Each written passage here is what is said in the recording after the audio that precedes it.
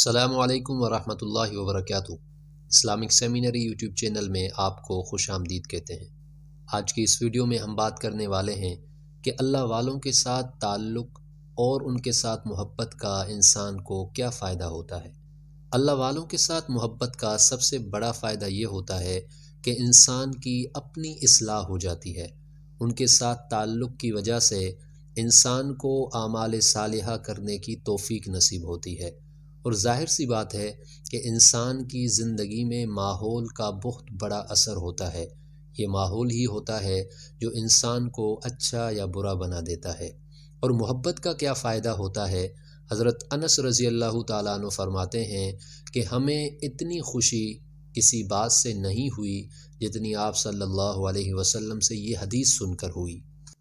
نبی کریم صلی اللہ علیہ وسلم نے فرمایا کہ تمہارا حشر انہی کے ساتھ ہوگا جن سے تم کو محبت ہوگی۔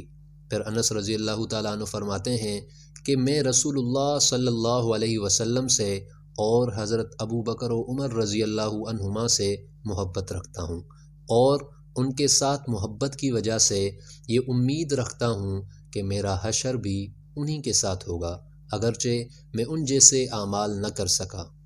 یعنی محبت کا ایک فائدہ یہ بھی ہے کہ قیامت کے دن انسان کا حشر انہی کے ساتھ ہوگا، اور یہ کون نہیں چاہے گا کہ اس کا حشر صلحاء اور علماء کے ساتھ ہو۔